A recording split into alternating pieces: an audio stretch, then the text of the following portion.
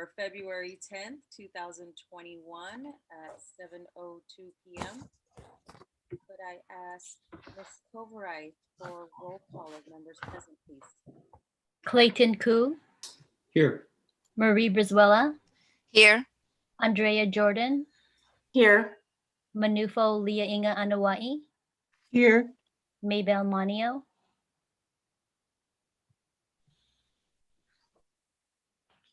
We couldn't hear you, Ms. Mania. You're silent. Oh my gosh. Okay, that's better. Thank you. Okay. May I have a volunteer who'd like to lead us in the Pledge of Allegiance? And if you're not the volunteer, could you just please keep yourself mute? Anyone want to volunteer? I'm gonna call on you. Mr. Valenti, that looks like a hand up. Yeah, I'll volunteer. I can't make the fake hand on Zoom yet. I missed the second part of that. Face the flag. Ready, begin. I pledge allegiance to the flag of the United States of America and to the republic for which it stands, one nation, under God, indivisible, with liberty and justice for all. Thank you. On to governance team members. We'll now review the governance team meeting guidelines.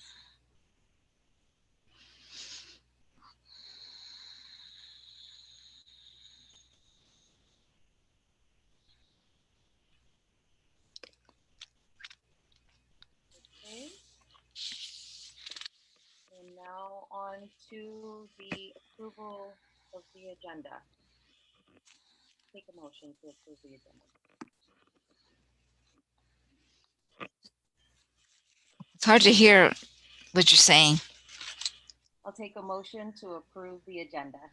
I'll make a motion to approve the agenda as presented. I'll second. There's a motion and a second. Can I get a vote? All those in favor? Say Aye. Aye. Aye. Oh, yeah, thumbs up.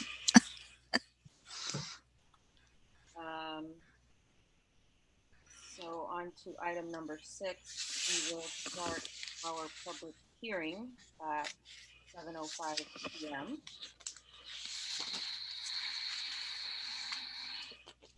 And I believe staff from Csba is giving us the- Yeah, we have 2 guests joining us today from Csba at San Mateo Charter School that we have previously chartered. If you want to just speak briefly about your charter petition, just to introduce it to the board, that'd be great. We're not taking action on this tonight. We will schedule it at a future meeting. April, do you want to go ahead? And as I mentioned earlier, this is Katrina Mohammed. I've had the pleasure of meeting you and being before you for the past 2 renewals, because I think this is going on year 15, maybe. And April Warren, who has been with the school for, I believe, 14 years, 15, oh gosh, longer than that, huh, April? She is now the head of school. And so she is heading up the renewal process. And so April, do you want to just give a kind of a brief update just about the school? Yes, thank you. And thank you, board, for having us this evening. Csba at San Mateo, as Katrina said, has enjoyed a great relationship, we believe, with your school board, and we look forward to continuing that relationship. Our school continues to grow and get better each year.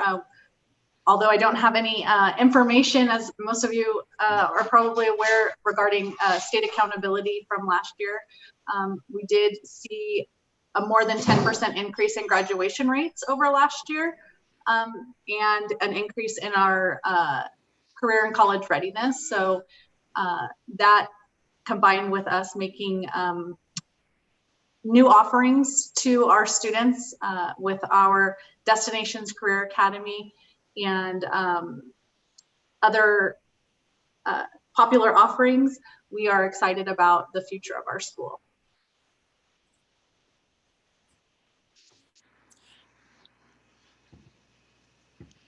And We're here if there are any questions.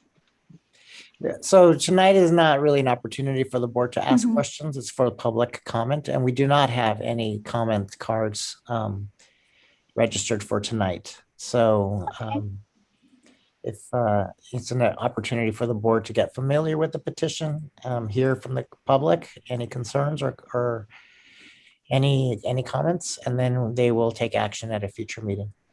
Okay, Thank you so much. Thank you. Thank you. thank you. Thank you for being here. And since there are no speaker cards, we will end public hearing at 7:08 p.m. On to communications, 7A. Board members will have their acknowledgements and commendations. Who would like to go first?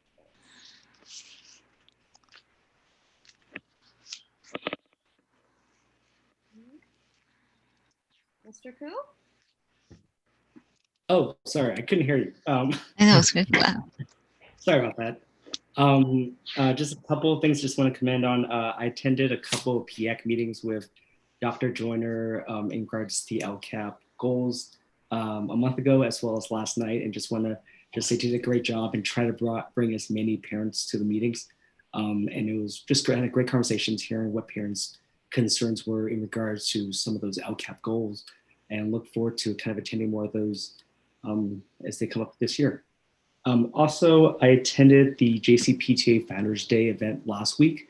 It was greatly attended by all the schools, and it was just kind of nice to see people even on Zoom. I know normally it's in person, so it's just a nice way just to see everybody and what they're doing in other schools. Lastly, I've attended and participated in a ton of school fundraisers at multiple restaurants across Daly City. So yeah, look forward to kind of participating more of those as they come along this school year as well. Thank you, Trustee Koo. Trustee Brizuela, would you like to go next? Yes, I don't really have a lot to report right now. We sort of been sheltering ourselves in place. But I'm trying to keep up with everything that's being sent to me. And I'm looking forward to vaccine helping everybody and getting everybody nice and healthy and safe. And other than that, it's hope everybody has a great coming up will be, well, Valentine's Day. So I'm hoping everybody enjoys that. And then after that will come President's Day and everything. And I think we all need to just say a little something special to ourselves and to all those that we know. Keep safe, be happy, and enjoy everything that's coming towards us. Thank you, Trustee Brizuela. Trustee Reina Onawai, would you like to go next, please? Sure.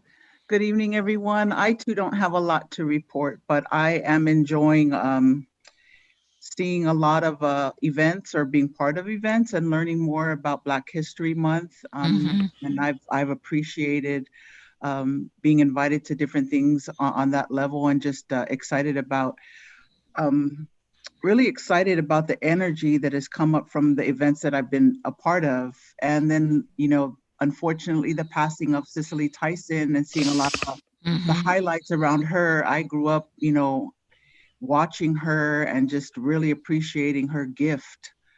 She really gifted us with her talents. And so I really was saddened by that, but being able to watch a lot of documentaries on her has made me appreciate Black History Month even more.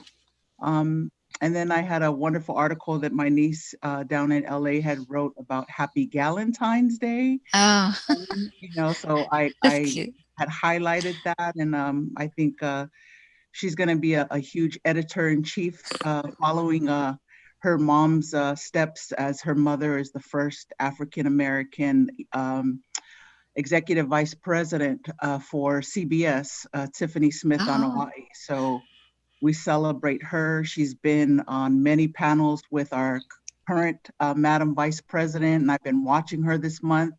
So all of that is aligned in the spirit of Black History Month. And I share that because I think it's really important that we continue to learn about the rich history and contributions that our Black and African American community contribute, which is American history, American history.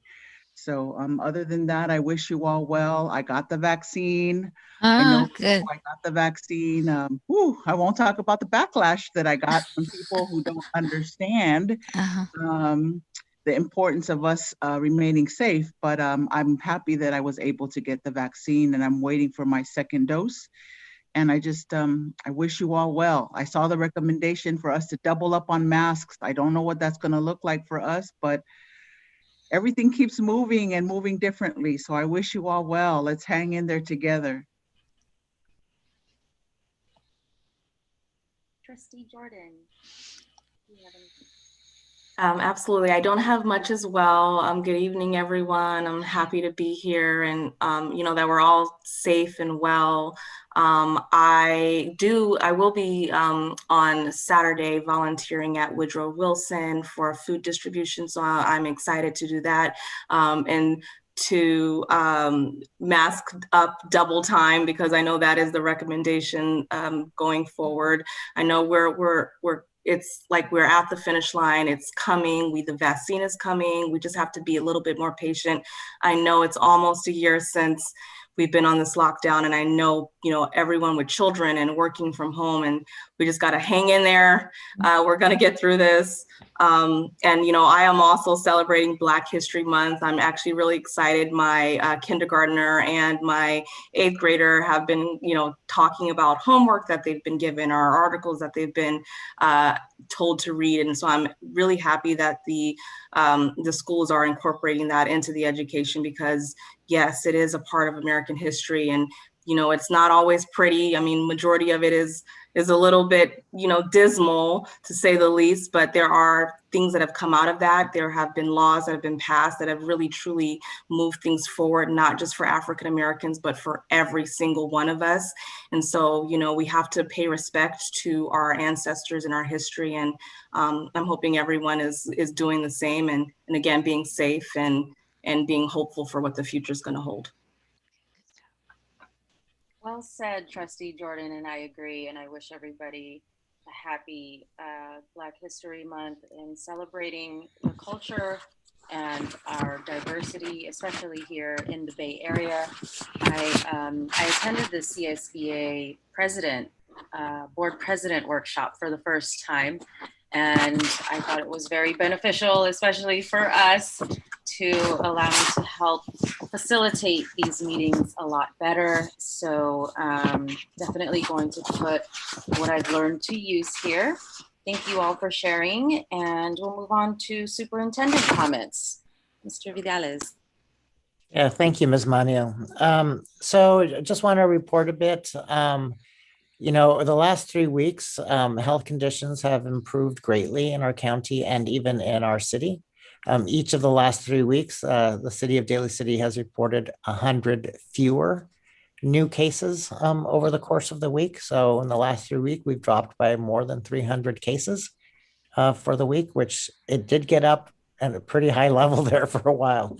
It's still pretty high, but it is at least half of what it was 3 to 4 weeks ago. And we're happy about that, happy that folks are putting things into practice like masking, and now exploring what a double mask might look like for them. Did want to report that in San Mateo County, we have 16 K-8 school districts. As of today, 8 of those 16 school districts have returned to some in-person instruction.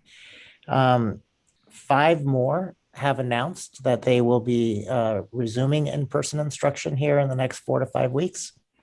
And it seems like if the health conditions continue to improve, we may also be a part of that group as well. So we're looking forward to that.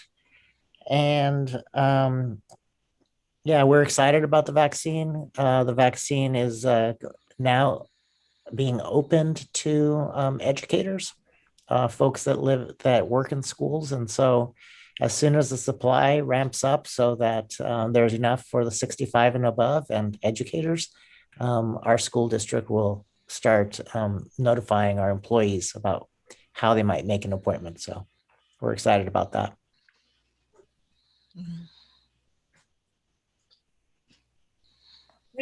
Thank you, Superintendent Vidales. And we'll move on to general functions and the consent agenda. I'll take a motion to approve the consent agenda. I'll make a motion that we approve the consent agenda as presented. Second.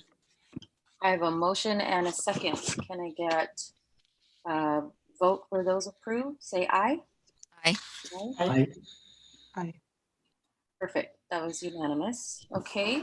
Moving on to 8C, Resolution 21-02-10 to excuse Trustee Laina Anawai from regular board meeting January 13, 2021.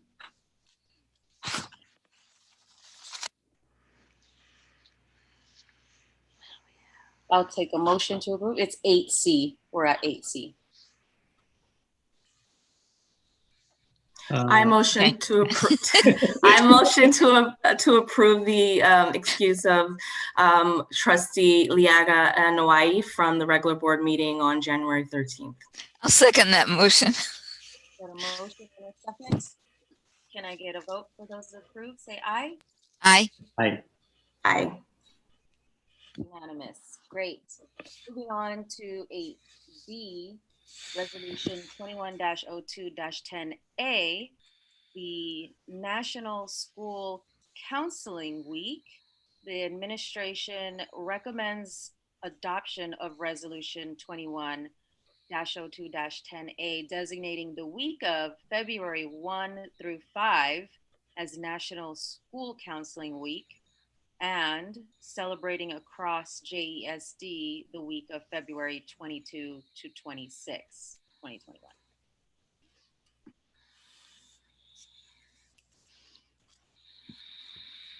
Motion or deliberation about that?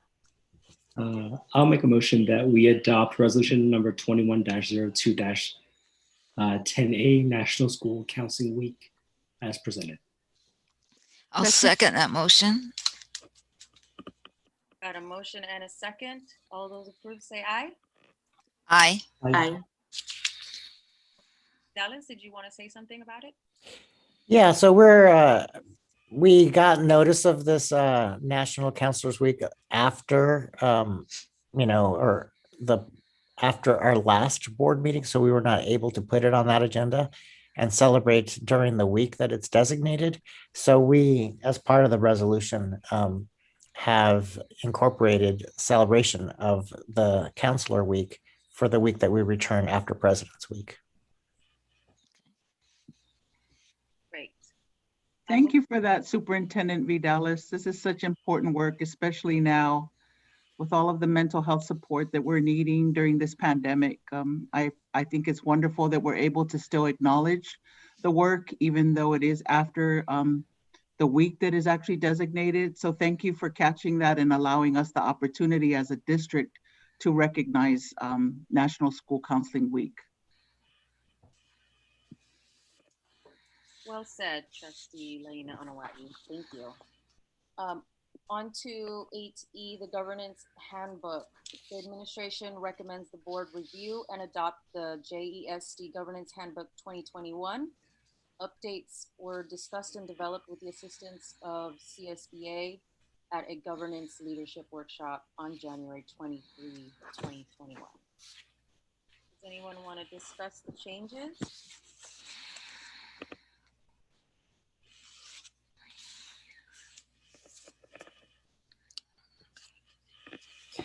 I can give an overview of the changes that were highlighted to me. One was in our meeting guidelines. There was one of the guidelines where we added "and respectfully" as a need that came up in the conversation that, sometimes it gets easy to, especially in a virtual environment, to lose not just our board, but also all of our participants, our speakers as well, to lose the notion of respect. And so that was one thing that came up. And also to broaden the guidelines, that there are meeting guidelines for all of us who participate, not just the governance team, but also members of the public who might join as a commenter, and when we are in person as audience members. in the room. And then the other one was a modification, mostly based on practice, that was identified by Ms. Jordan, that our guidelines said address each other by, the formal title, Mr., Ms., Mrs., Dr., and then last name. And she pointed out that she hears us refer to each other as Board President Manio, Trustee Liainga Anoa'i, Superintendent Vidalis. So we just added those terms so that we, because that is what is being used very often among us in this meeting.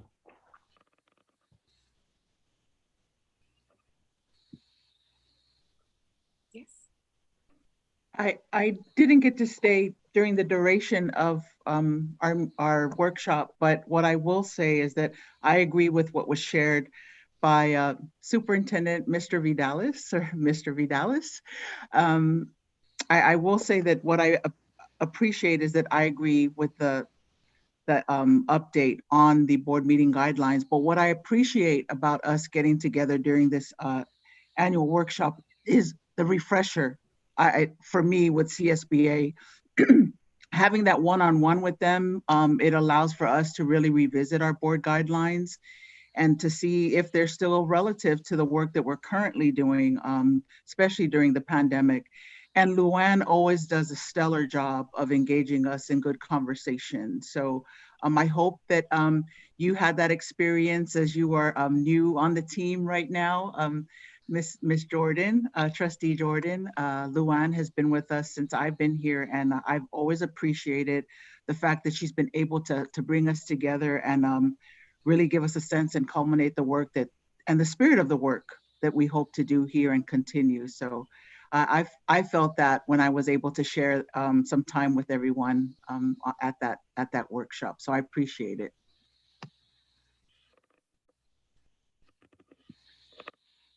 Thank you for those comments, Trustee Liainga Anoa'i.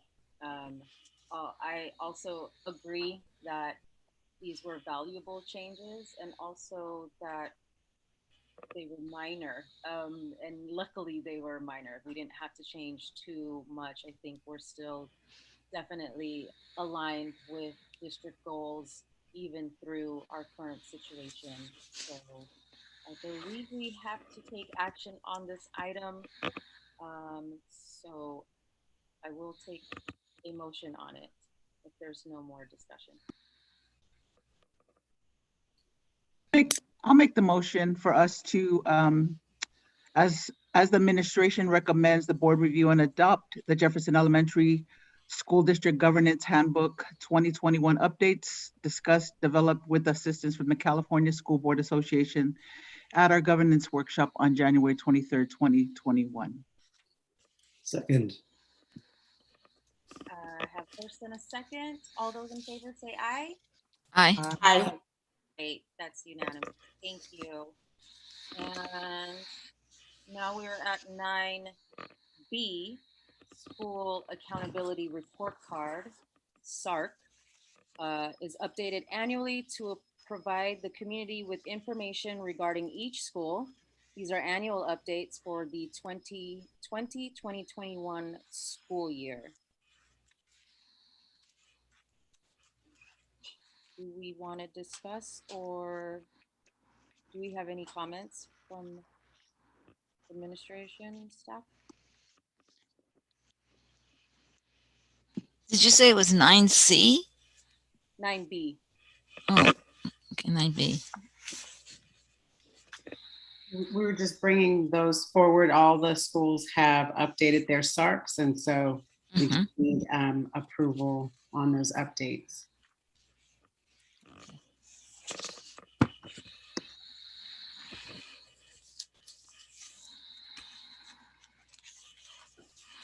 Does anybody have any questions? If not, I'll take a motion. I will make a motion that we approve the school accountability report card for the schools presented. for the 2020-2021 school year. I'll second that motion. All those in favor say aye. Aye. Aye. Okay, that was unanimous. Thank you. And on to 9C, the LCAP, Local Control Accountability Plan. Administration will update the board on the plan for the 2021 through 2024 LCAP. Dr. Joyner? Hi, everyone. Aye. Hi, I'm going to share my screen.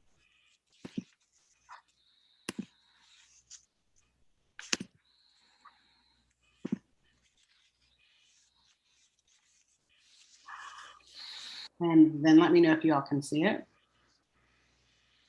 Thank you. So yes, so this is an update on our local control and accountability plan. We have begun working on our new plan, which covers the 2021 through 2024. So 3-year plan.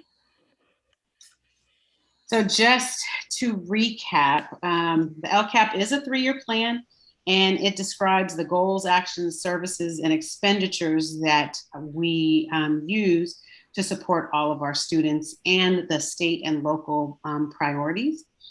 And the piece that I really like about this is that it says it's this to share the story of how, what, and why. So it really is our district story of how we are going to support our students over the next 3 years.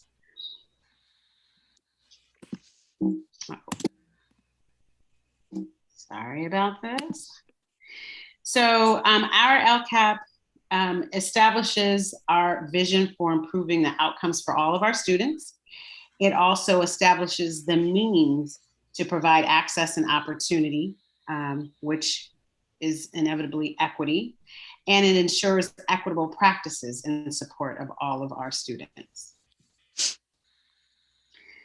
So the LCAP focuses on 8 state priorities, and they are basic services, implementation of Common Core standards, course access, student engagement, student climate, parental involvement, implementation of the Common Core standards, and other student outcomes.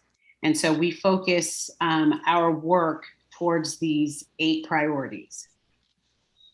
And then these are some of the indicators that are used to determine our actions and services. And I won't go over all of them, but for instance, we look at attendance rates and chronic absenteeism rates when we think about student engagement and how to ensure all of our students are attending school and what's stopping them from attending.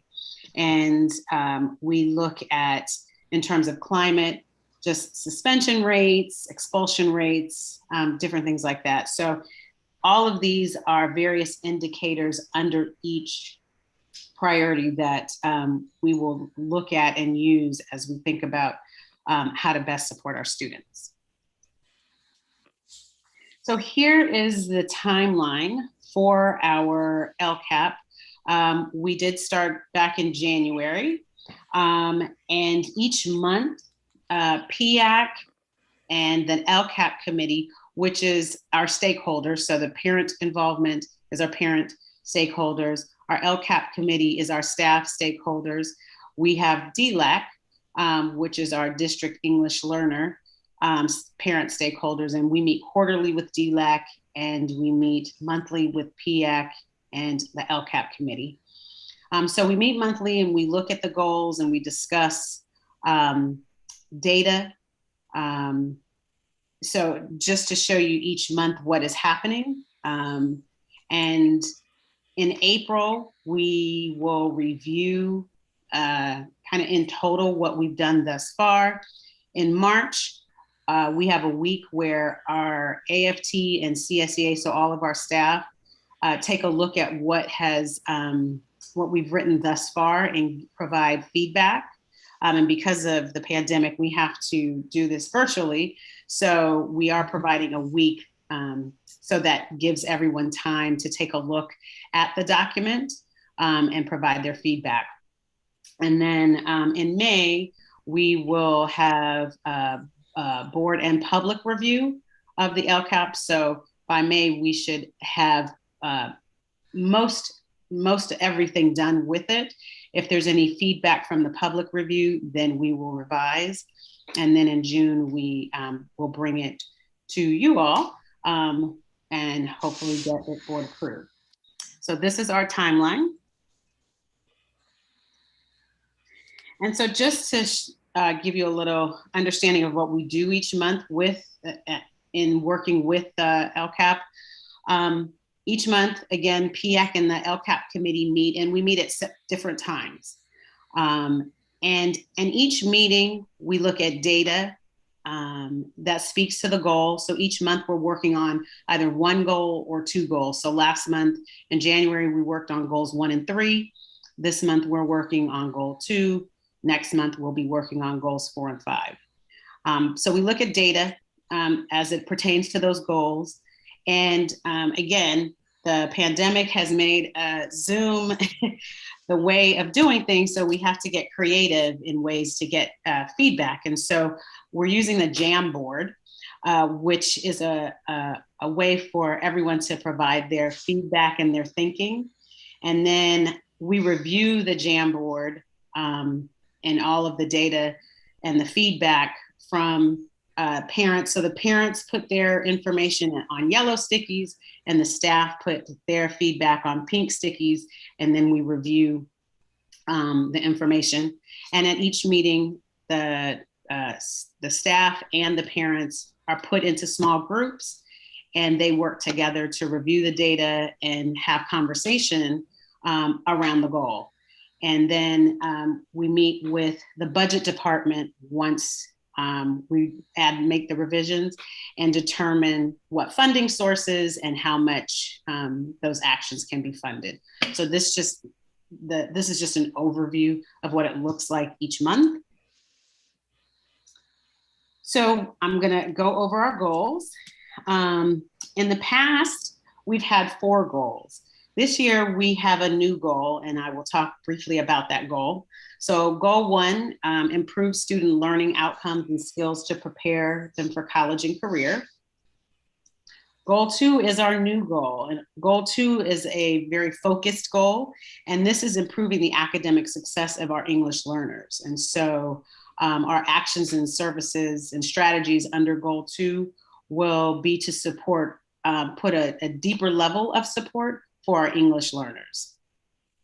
And then goal 3, build upon a district culture that promotes professional learning, opportunities for staff to learn, develop and master the skills necessary to educate JESD students to prepare them for college and careers, and the recruitment and retention of qualified staff. Goal 4, provide a positive school climate for students, staff, and families, which includes safe, secure, accessible, and efficient classrooms, facilities, and grounds. And goal 5, promote the district's successes, challenges, and initiatives to better engage and encourage broader community involvement in all JESD schools. And so that is my update. Are there any questions?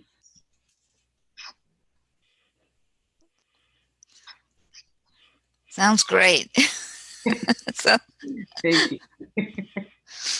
And I just want to thank Trustee Koo for attending the meetings. His feedback is always great. And I don't know that every parent there knows that he's a board member.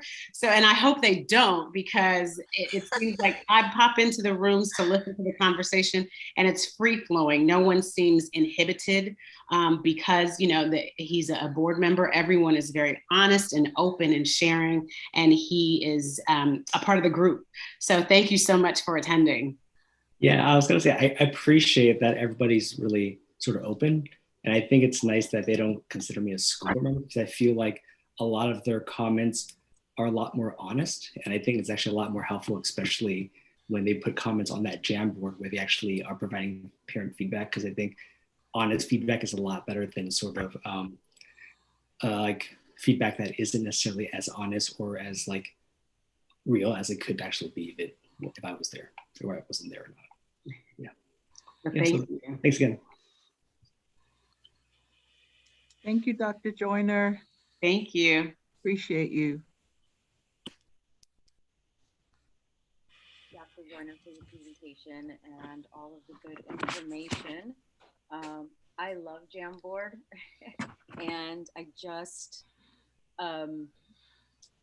discovered the annotate feature on Zoom, so you could also do that and have that, if you are recording your sessions, have that be a part of your recording. So make sure that you record to the cloud and not to your computer. Otherwise, it does not work.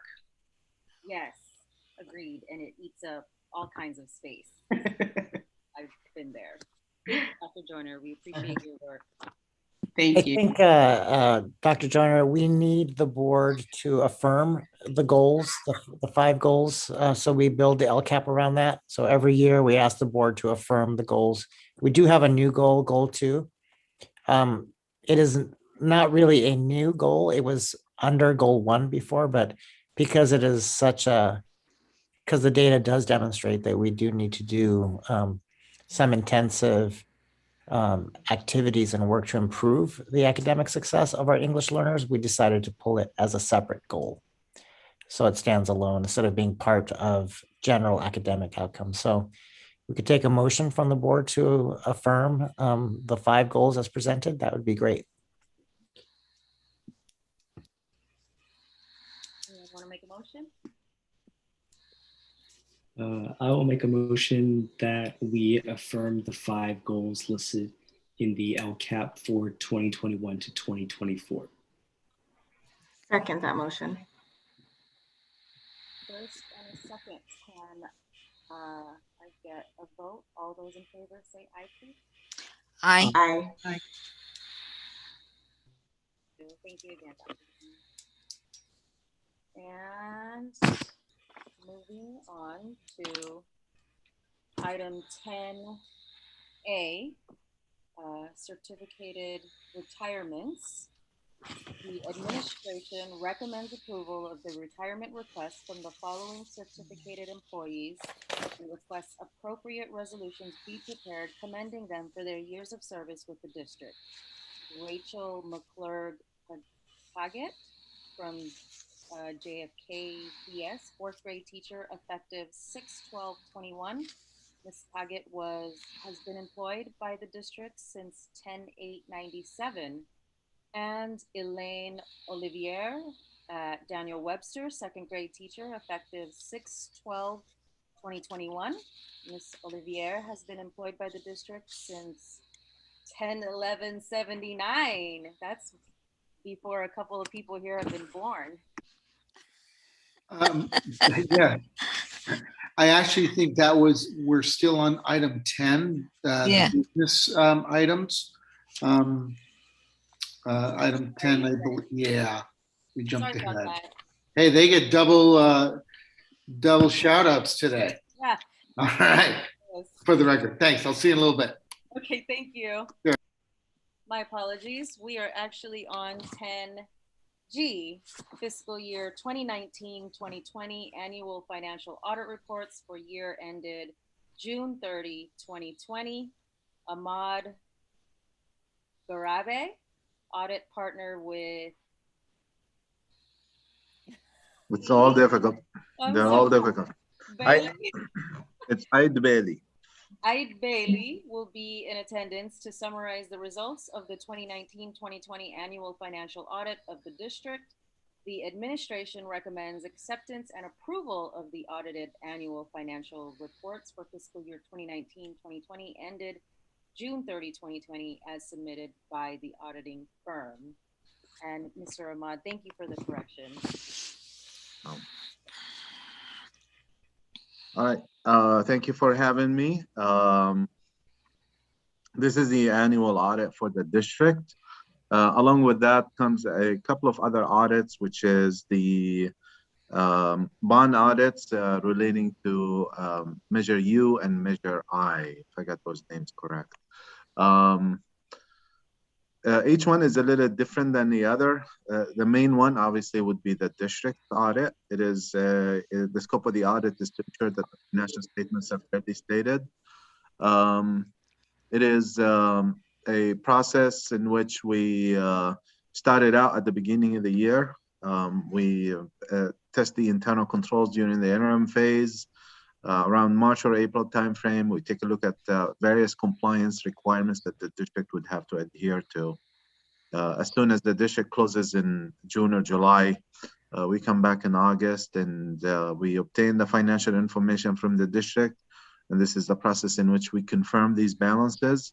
We recalculate your LCFF and confirm it with the state, various sources of revenues. You confirm your cash, your debt. We work on your capital assets and your accounts payable. We basically ensure that these financial statements are fairly stated. We work with the district on the issuance of the financial statements in compliance with the reporting standards. We call them Csba, and then we issue the opinion on the financial statements as to whether they are fairly stated or not. Along with that, a couple of other audit reports, which is related to the Measure I and Measure U. The scope is a little different. Those two would have to have a segregation of the funds of those two measures from the district's funds. And then along with that is compliance with what the voters had voted on, the ballot language. So we audit the financial information within the bonds. If there were any bond proceeds, we make sure that they are deposited in those funds within the district. And then we test the expenses. We normally get like 50 to 80% coverage of those expenses. We sit with the project managers at the district. We make sure that they are in compliance with the ballot language. And then per the requirement of Prop 39, we issue two different opinions. One is related to the financial statements of those bonds. And then another is a compliance opinion. They call it a performance audit opinion. I'm pleased to let you know that we issued clean opinions on the district's financial statements and the bonds. We had no findings. We did have a finding last year. We cleared that out this year related to the unduplicated count. It's one of those state compliance requirements that the district would have to adhere to. We had no adjustments. This year has been an interesting year in doing the audit. It's all remote. You know, you'll be surprised when we always go to the district and we sit in that conference room and we work with the district on, you know, various components of the audit. But everything was available in electronic format, and it's just COVID kind of forced that concept on us. So district did have everything in there last year and this year, and they were very helpful in giving us all the information that we needed. And we were able to complete the audit and issue the financial statements on time. And with that, I would be more than happy to take questions. Great, thank you. Does anyone have any questions at this time?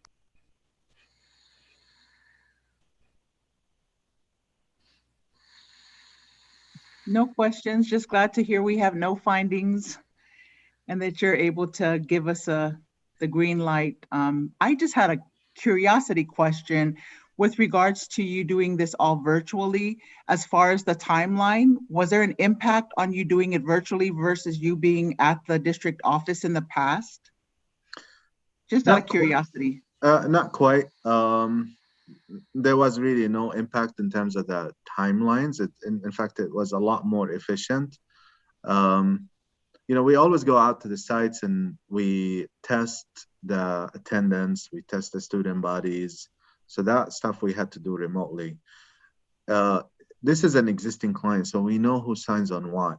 And so when we look at an invoice, we know it's Julie that signed off on something, or the purchasing department that signed off on something. So we know that stuff.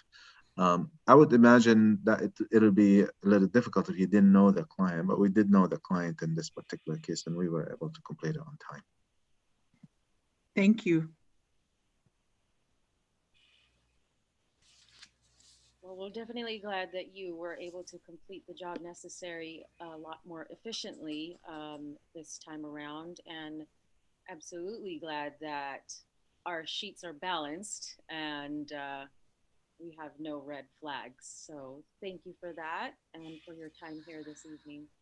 If there is no more discussion, I will take a motion to approve the annual financial audit report.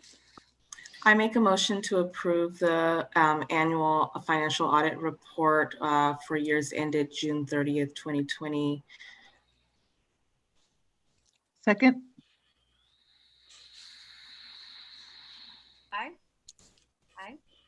Aye. Aye. Jarabe, did I say it right? Yes, you got it. Thank you again for your time this evening and for. Thank you. Yes. Have a good night. Bye. Thank you. Good night. On to the governor's budget update. So Ms. Julie Kessler, our Assistant Superintendent of Business Services, will present an update on the governor's January budget proposal for fiscal year 2021-2022. Good evening. Nice to be here. I'm going to share my screen with you. I hope it works well.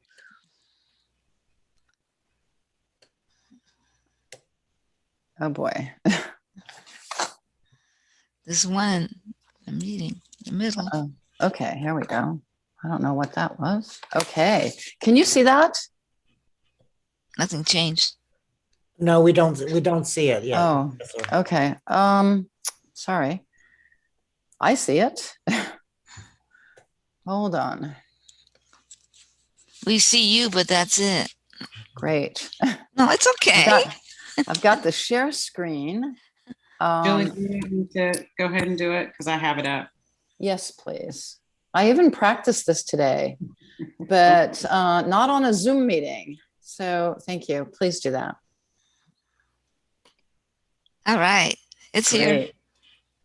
Okay, so I'm going to have to ask you to go to the next slide. So basically, I'm going to let you look at this nice information on this slide on your own.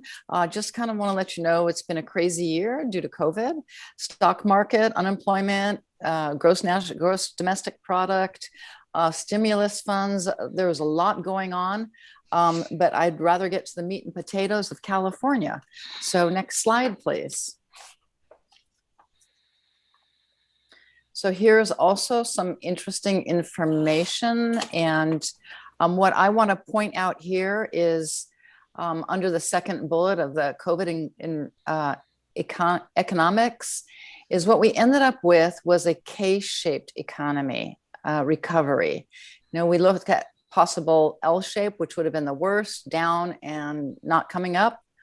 We thought it might be a V shape where it might just bounce right back up. And I thought it was going to be a U shape where it was going to come up kind of slowly, but I had not heard about the K shape before. And the K shape basically indicates that some people came right back up. And of course, that was the wealthier people.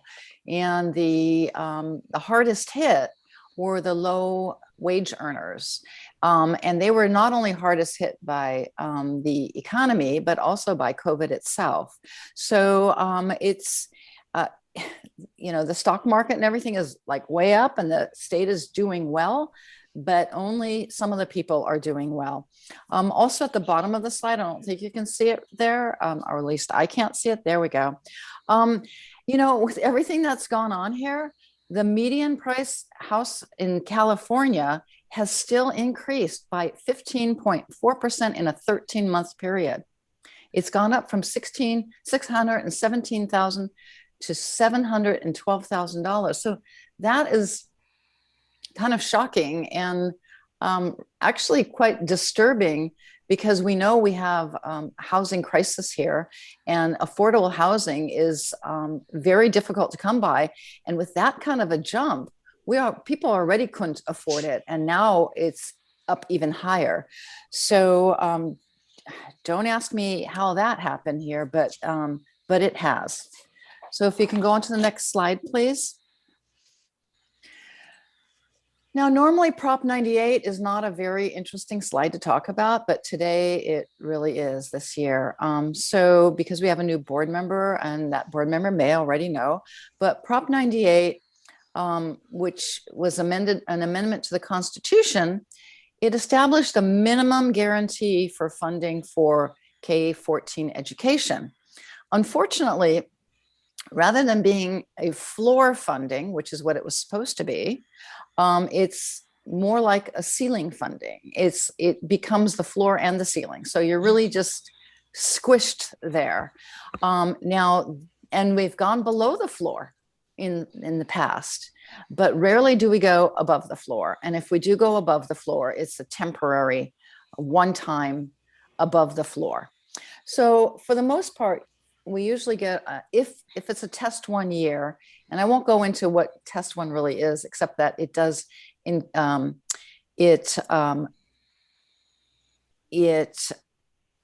does not include, it ends up just being a 38%, approximately 38% of the state's general fund budget. Test 2 and 3 years, they take into consideration income and ADA.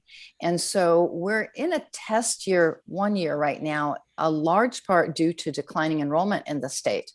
When the enrollment declines significantly, it's hard to get out of a test 1 year. And enrollment in California, the Department of Finance is expecting it to go down until year 28, 29. And we're experiencing it, but it's not an anomaly. We are experiencing it with many other districts, and we are right where we're supposedly supposed to be for San Mateo County. So in the middle of the slide there, you see the Prop 98 guarantee for this year is estimated to be $85.8 billion. Now that is $3 billion higher than the adjusted 2021 guarantee, which is 3.6%. Now, the adjusted 2021 guarantee, if you look at the next slide below, or not slide, bullet below, it has the 1920 Prop 98 guarantee was adjusted up by $2 billion. The 2021 guarantee, which is this year, has been adjusted up by $12 billion. So that, if you add those two together, the 12 billion and the 3 billion, that is a $15 billion increase. Now, if you look at the kind of diamond slide underneath that, when the state budget was adopted in 2021, it was expected that the 21-22 guarantee would be approximately 69 to around $72 billion, which is 14 to almost $17 billion less than what it ended up being. And that would have been a 16 or almost 17 to 19.5% decrease. But because the state did so well, not only did we bounce back, but we are ahead an additional 3 billion. So this is very good for education. Now remember, this current year, we had no COLA. We did not get a cut, but we had no COLA, and all the out years were no COLA. So this year is, the coming year is different, and we'll look at that. Additionally, the governor is proposing to supplement the guarantee by $2.3 billion, a one-time supplement. And I'll talk a little bit about that more in the next slide, but that will bring up basically the funding for education to $88.1 billion. Next slide, please.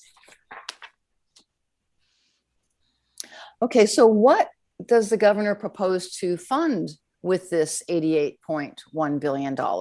Well, first off, and the biggest amount for us would be, well, kind of the biggest amount for us, would be the funding of COLA. So this 3.84% COLA is a compounded COLA. It is funding the COLA for this current year, the 2021 year, which we did not get funding for, as well as the funding for the 21-22 year.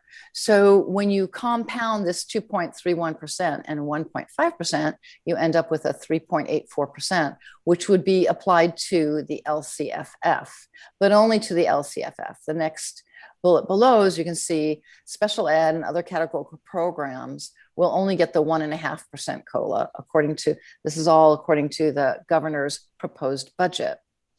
Additionally, I don't know if you remember, but there were a lot of deferrals. And the deferrals mean basically that the state will hold off on funding us. They'll give us the funding that they say they're going to give us, but they won't give it all to us when we normally get it. And so a lot of school districts, if you don't have cash, you struggle and they have to they have to borrow temporarily. And a lot are doing that in order to pay their bills until they get the funding. So what the government does with these deferrals to help balance their budget is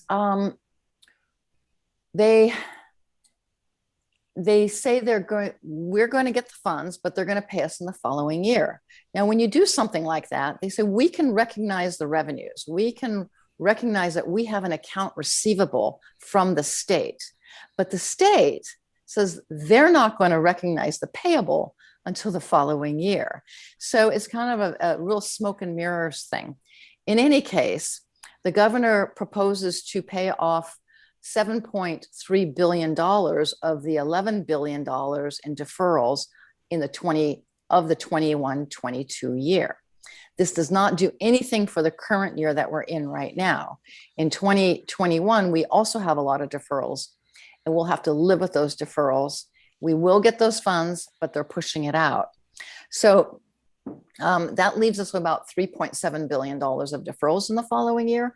And this is really good for us because once we get into the 21-22 year, because we do deficit spend, we would get to the point where we may have to borrow funds.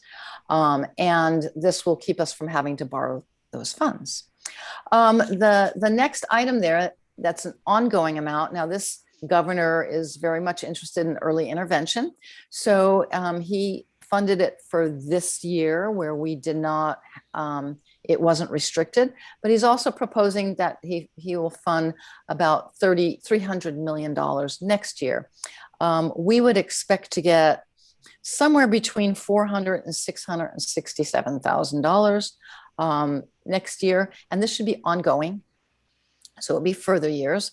And I looked at the numbers, and I'm thinking that it's going to be closer to, I'm hoping about $578,000. Of course, if this budget goes through. So that's good for us. And of course, that's for early intervention. So preschool age students. The next bullet is for multiple things, but for professional development, but there's $250 million that he intends to, or is proposing to budget for educator effectiveness block grant. And so those are funds that we would get as well. And it's been determined that we would be entitled to approximately $237,000. That's a one-time funds. But if it goes through, we should get something like that. The following two bullets, those are funds, those are one-time funds. We would not get those monies directly. So they might be like the mental health services. They might be services that come to students in California and wellness programs, but not directly to our district. And same goes with the transitional kinder or full day kinder, because that's more for facilities for new programs. So in the previous slide, don't go back, you don't have to go back on a slide, but in the previous slide, I mentioned the $2.3 billion that of supplemental one-time funds that the governor was proposing to put out there as well. That brought us up to the $88.1 billion of funding. This is a very interesting one and very disappointing to me.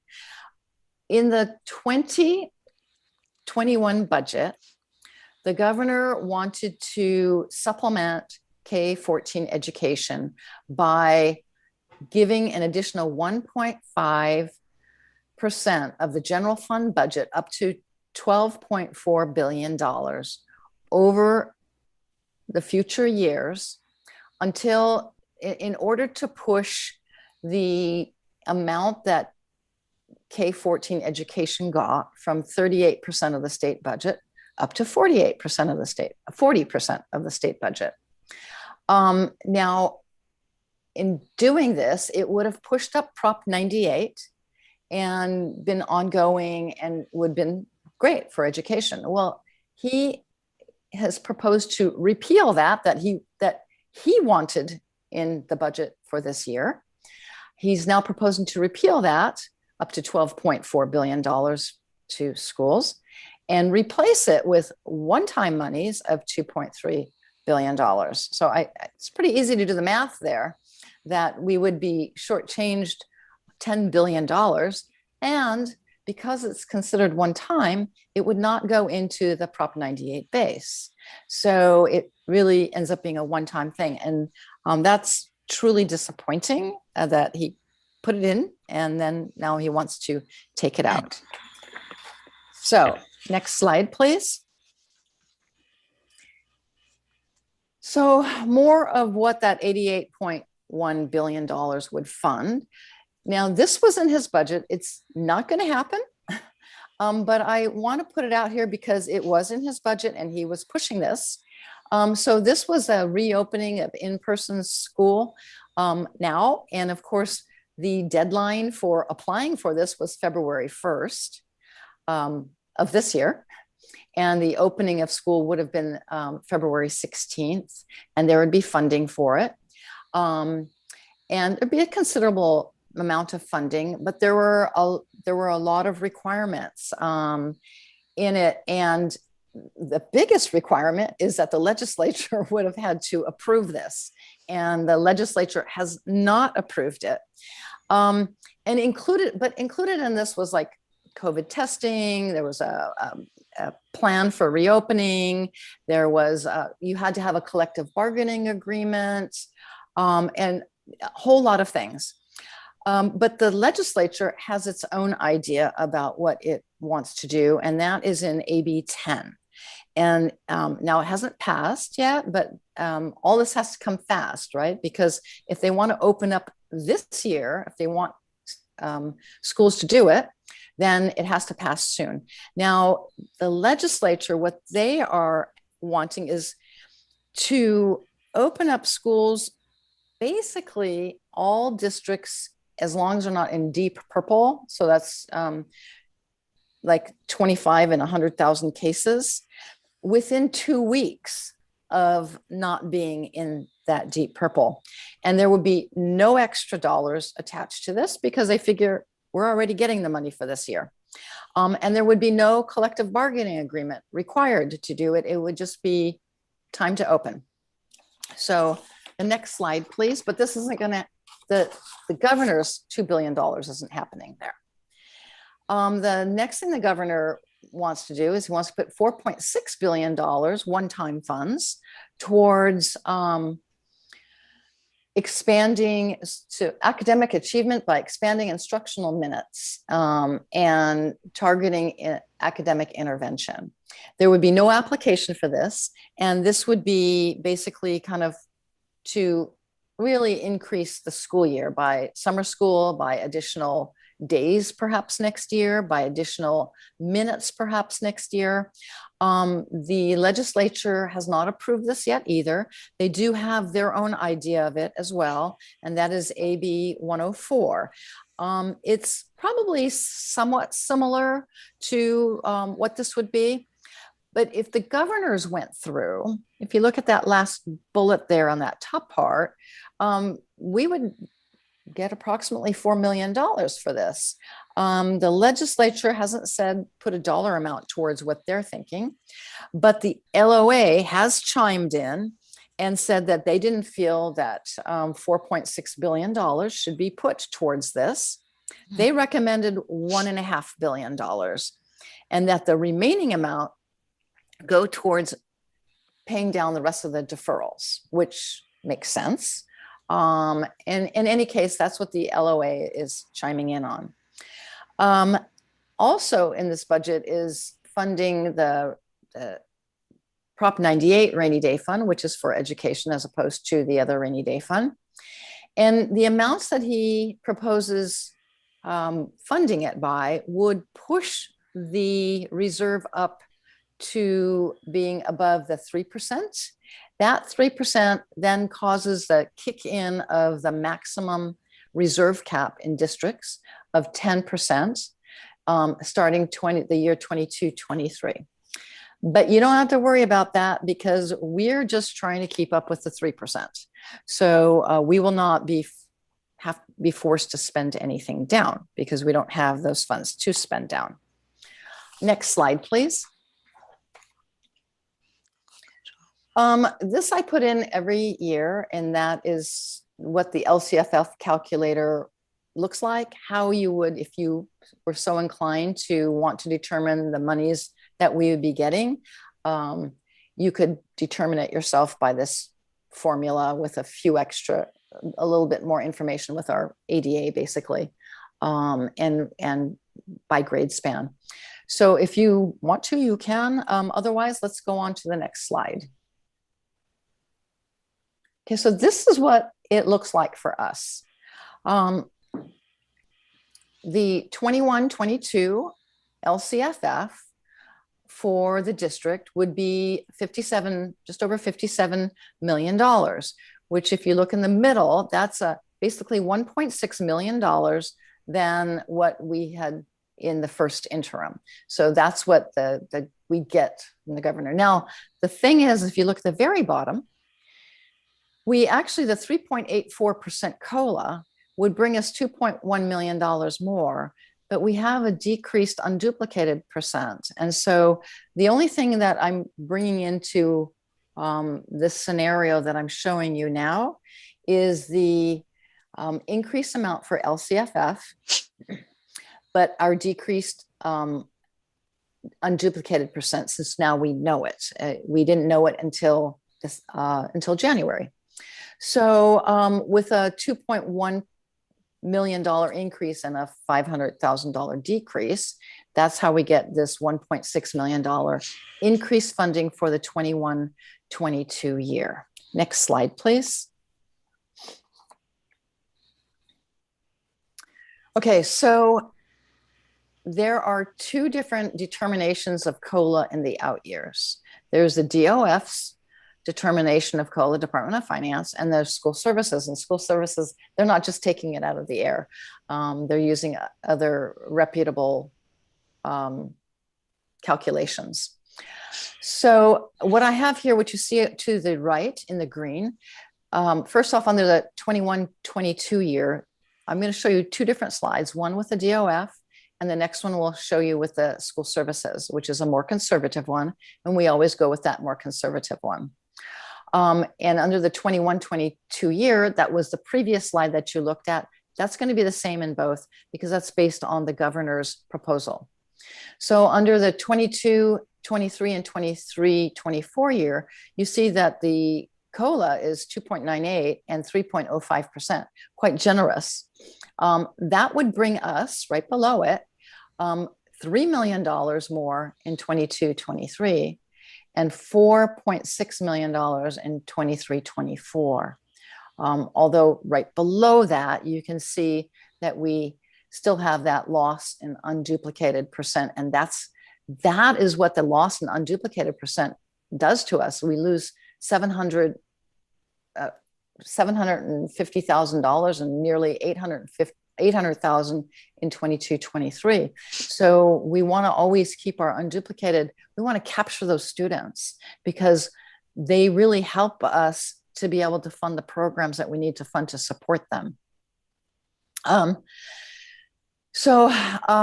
Additionally, I want to just kind of make the comment here that for the 2021 year, which is what we're in now, and the 21-22 year, instead of the 1 year of declining enrollment protection, we have 2 years of declining enrollment protection because they're going to base both of those years on the 19-20 ADA.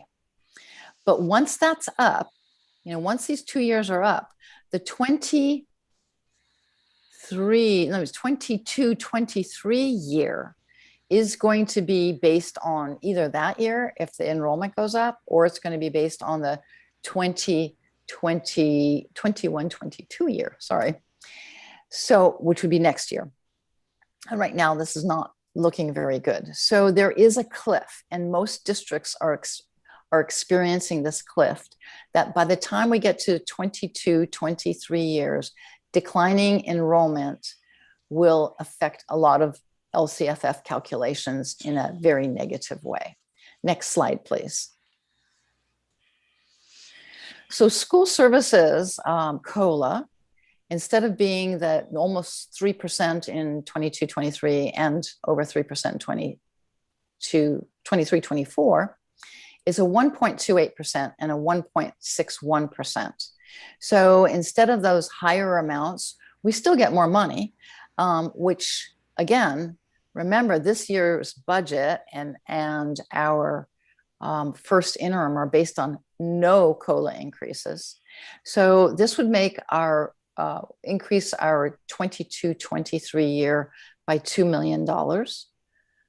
And then minus out again, right below it, the $749,000 for decrease in LCFF, S&C grant funds, so the unduplicated percent. And in the 23-24 year, nearly $3 million increase, less the decrease because of unduplicated. So these are the only differences on these two slides. The presentation the next slide that I'm going to show you is based on this slide here, the more conservative one. Next slide, please. So here we have, if you look at the yellow rows, the last yellow row is showing what our deficit spending is at first interim, a $2.3 million almost 2.4. And then in 2021, the deficit spending goes down to $394,000, and that's because of all that money that we're getting for the 3.84% COLA. Then we hit that cliff that I was talking about. And you see now it goes down to a $4 million deficit spending. If you look at the first line, the first yellow line row, in 21-22, you see that we have $48 million of revenues. And in 22-23, it goes down $2.2 million. And that's because of our decreased enrollment. And then it stays at that level. Well, it grows for COLA, but it stays at that level unless our enrollment starts picking up. So this is why the deficit spending is growing so much at that time. And if you look at the last year out in the red, in the highlighted blue area in the red, that $3 million, that is a decrease in expenditures from 22-23 to 23-24 of $3 million. They're undesignated reductions. This is what we need to do in order to meet our 3% reserve for economic uncertainty. So again, in the 23-24 year, that $973,000 of deficit spending is really closer to 4 million like it is in the previous year. Next slide, please. So this is just what happens to our reserves. And the last bar on the far right is after cutting expenditures, reducing expenditures by $3 million. It's not quite as bad as this looks, though. It gets a little bit better. So next slide, please. So this is what our true deficit spending looks like. At first interim, we had for 21-22, $2 million, then it went to $6 million, and then it went to $6.7 million. So then I'm going to go down to the school services one, so where it's highlighted in red, COLA. Using that COLA, instead of being $2 million in 21-22, it's 0.4. And instead of $6 million, it goes down to 4 million. And instead of 6.7 million, it goes down to 4 million. So this is positive. I know it doesn't really look it, but it is positive. But it is a structural deficit spending scenario. And that means that our operating expenditures exceed our operating revenues. That's what causes it. And that can, so what's happening here, because it's getting better, it can delay our expenditure reductions, but it can't eliminate them. Eventually, they would be eliminated unless a couple things happen. We increase our enrollment increases, or we make reductions, of course, or the state does actually fund us more. And there is some silver in this cloud here, and we'll go on to the next slide and I can share that with you a little bit. So things that are not included in that scenario that you just saw are any of the governor's additional proposals, like for instance, that $4.6 billion he proposes, which it's not likely to happen that way, where we would get the $4 million, but we will probably get something there, as well as the $2 billion for the Open Up Right Now thing. That's not included in here. Other one-time funds in the future aren't included in here, but also we have no additional negotiated contracts included in here. We still have the ability to align our staffing to our enrollment. Also, what's not included in here is additional decreases in enrollment, which means decreases in ADA, or hopefully increases in enrollment, which would be increases in ADA. And also the change in unduplicated percent. I do actually feel encouraged about the unduplicated percent, because I do feel that being that everybody gets free meals now, we've reached out to families as much as possible. But because nobody has to pay for the meals now, there's not as much of an incentive to fill out the free and reduced application. So it's harder for us to capture those students. Once students are back in school, back on campus, we hope to be able to increase that unduplicated percent. Another thing that's not included in what you had just seen is that we're going to be getting more ESSER funds, the federal funds. We are estimated to get about $2.5 million more money that will be used for pretty much what we educate our kids with. And we do not have to provide equitable services to private schools with this $2.5 million. So that will, when we're looking at the $4 million deficit spending, that's not including the fact that we're going to be getting these funds. And there are other funds that we're going to be getting. So next slide, please. So what we do in building the budget is we have to determine our assumptions. We have to make assumptions about what our revenues are going to be and what our expenditures are going to be. And our revenues, we are going to really base on the governor's proposal, and then the governors may revise when that comes. We will be coming to you with a proposed budget before the state adopts its budget. Although we are hoping that the legislature does approve some things ahead of time that we can include in the budget, because that's what the governor is asking for. So the normal routine is we go through the LCAP process, we bring you the budget, and then after the budget is approved and the state approves its budget, then we do a 45-day revision. So we revise our budget to recognize whatever the state actually passed in the budget themselves. So next slide is just questions. Can I answer any questions for anybody? I actually have a question. Thank you so much for your presentation. Always a lot of good information for us to soak in. I think I'm missing something with the first COLA. If you could, Dr. Joyner, go back to that first slide that mentioned it. Okay. My math says it's 0.03% off. Yes. Where's that from? Okay.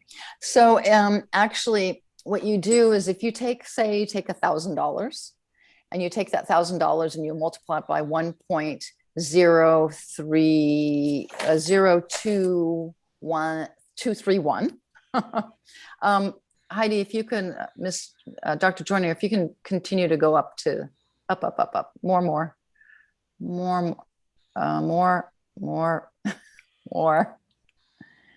Wait, oh, wait. Where are we? Down. One more slide. Okay, there we go. All right. So if you take, so we're not just adding those two together. You just, like, for instance, take $1,000 and you multiply by 1.0231, and then you multiply that result by 1.015, you end up with your 3.84% COLA. So it's compounding it. That's why when you put your money into the college funds, right, it gets compounded year after year, and instead of being a simple interest. And so that's what that is. Got it. Thank you for that clarification. And now it definitely makes more sense to me. The other thing I wanted to talk about, I know that COVID is setting our timeline further back, but in the out years, are we going to include the revenue that we gain from the workforce housing? Oh, absolutely. Definitely. First, of course, it's going to go back to pay out whatever loans we may have and such. But the funds, any funds after maintenance and all the expenses that are related to the workforce housing would come into the general fund and be unrestricted. And one last point, Ms. Kessler, and I'll leave it to my fellow board members. Not that this has been promised to us, but maybe something that we could advocate for and look forward to is tax money from cannabis ventures in Daly City and within our district grounds to capitalize on that. I think that might be something else also to look at when we try to balance our books in the out years. I can't speak to that one. Do any of the other board members have any comments or questions? Ms. Kessler, thank you for the presentation. I had a question. Would you be able to go to slide 12 by chance? Dr. Joyner? Slide 12, please.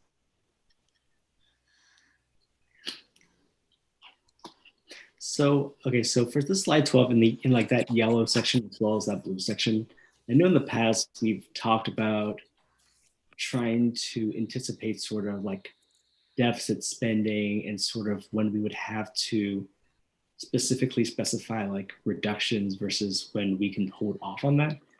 Are we at a point where we can still hold off on that, or like, because I know like a year or 2 years ago, we sort of like maybe it took the action of trying to make the reductions earlier so we wouldn't have to have that big of a reduction in the future. Are we sort of in that state again, or are we good to like hold off a little bit until we have to specifically say we want to reduce this in order to be able to balance our budget? That is a very good question. I'm actually glad that you brought that up. There is the ability to hold off. I do not like saying that because I do feel that we should not deficit spend. However, it is, first off, we don't know what our enrollment's going to be like next year. We will adjust accordingly, number one. Number two, we have these federal funds and additional state funds that are not yet in the budget. And we also still have, like we received over $5 million of CARES Act funds. We still have some of those funds to spend. We hope that that will alleviate some of the pain here. We also have the original ESSER funds that can help support our staff development, and the second lot of ESSER funds, the $2.5 million. Again, we don't know what the state is going to pass in the budget. But in addition to that, we in this, we are not using reserves outside of the general fund. In this scenario, the reserves that we are using are the general fund reserves. There are reserves in other funds that can be approved to be brought back in to support this. But that is not a long-term plan. That is something to hold off. And when I come to you next month with the second interim report, it will read, the interim report requires 2 out years that we can sustain ourselves. So we don't actually have any cuts required for the 2 out years. We do use the reserves within the general fund, but we don't have to make any cuts yet. I would like to say that no, it's not an issue, but it is an issue. And it's really based because of the declining enrollment. If the state doesn't come through and start increasing the amount that education is getting, and our enrollment doesn't start climbing again, we are absolutely going to be faced with this. But to slash and burn right now, I think that we need to get through this year and see what the state actually passes and what we're going to get. And we do need to adjust though, and we need to consider what our expenditures are, where can we reduce, and certainly anything that we want to increase, there better be a really good reason for increasing, because we will be deficit spending more. Did I answer your question at all? Yeah, I know it's a hard one. I think it sounds like you might need to wait off until the second interim when they revise, since I think more like that. Go ahead. And the Federal stimulus, if there is another one coming out. Exactly. And that's not included in here either. So, and I say that in the previous slide, that additional stimulus funds are not included in this either. There's a lot going on right now, and it's very difficult to see through this fog. You think Daly City fog is hard to see through. This is worse. So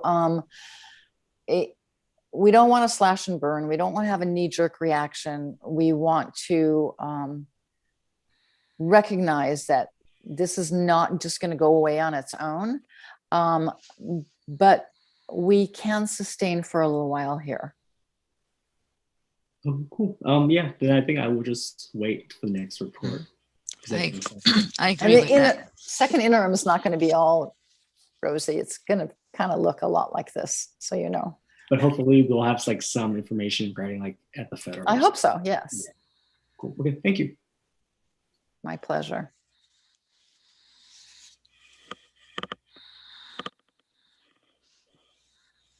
Any other comments from other trustees? Thank you, Ms. Kessler. President Magno asked one of my questions with regards to the workforce housing, and I was thinking the same thing as Trustee Koo, if we would have to revisit making any cuts. So I'm glad that we can put that off for now. So thank you for your thorough report. Appreciate it. Absolutely. So there's no action required on this item, so we could move on. We're back. 11A with the certificated retirements. We'll let them shine again.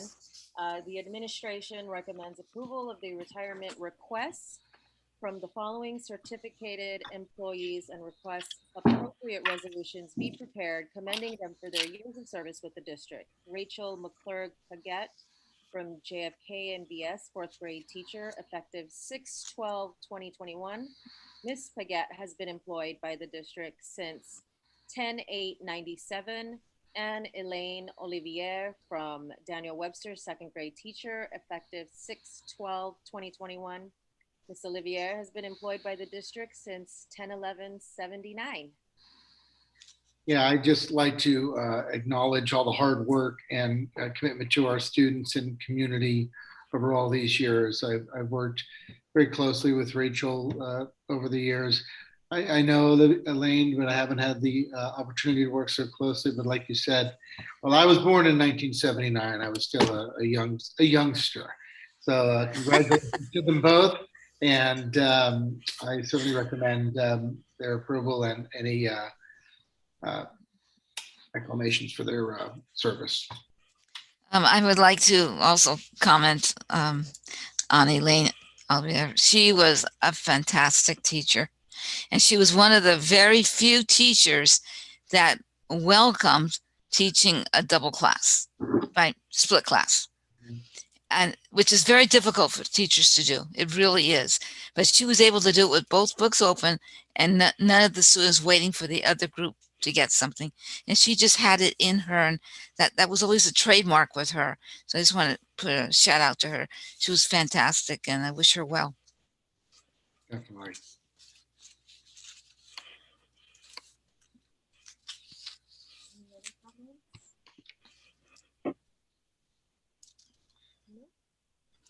Is anybody talking? Because I don't hear it. I was. Somehow I'm not getting the sound when you speak. I'm sorry. I'm trying to get as close to my mic as possible. Okay. Showing everything. Without putting up a picture of a cat. I just wanted to know if there were any other comments. If not, I'll entertain a motion.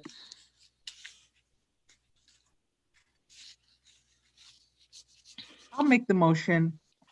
I'll make the motion as recommended by the administration that we approve the retirement request from Ms. Rachel McClurg Paget or Paget. I apologize, having a name that's hard to pronounce. I apologize if I'm mispronouncing that. And also teacher Elaine Olivier for their impeccable service to our district. And that the appropriate accommodations are provided. I second that motion. All those in favor say aye. Aye. Aye. Great, that was unanimous. And thank you to the both of you for your years of service in nourishing our children's souls. And we wish you all well. Thank you. And let's see, moving on to 12A. The administration recommends approval of the retirement request from the following classified employee and request appropriate resolution be prepared commending her for her years of service with the district. Katerina Russo, instructional assistant, ASP and TE, effective 2/1/2021. Date of hire was 10/2/89. Again, I want to put out there how much we appreciate Ms. Russo's hard work as working with her after school program. And this year, the folks that, you know, are being so supportive and really working in different capacities now that we've been in distance learning. She's just been really terrific in that. And just looking at the date, 1989, wow, 30 years. Congratulations, Katerina, and good luck in your retirement. And we would recommend that the board approve her request and that a resolution be prepared commending her service.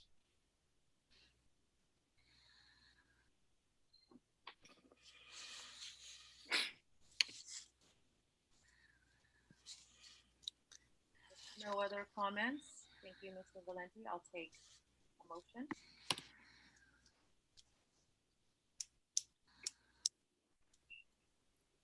I will make a motion that we approve the retirement request from Ms. Katerina Russo and request an appropriate resolution be prepared commending her for years of service with the district. I second the motion. Second, all those in favor say aye. Aye. Aye. Ms. Guzwella, was that an aye? Yes. Oh, thank you. All right, that is. I'm sorry. I'm not projecting, I guess. Okay, thank you. You're welcome. And we wish you well, Ms. Russo. Best wishes from all of us.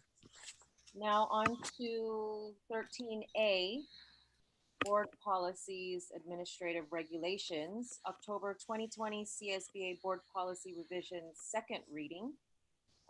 The board will review and revise board policies, administrative regulations from October 2020 CSBA board policy revisions as stated in a second reading.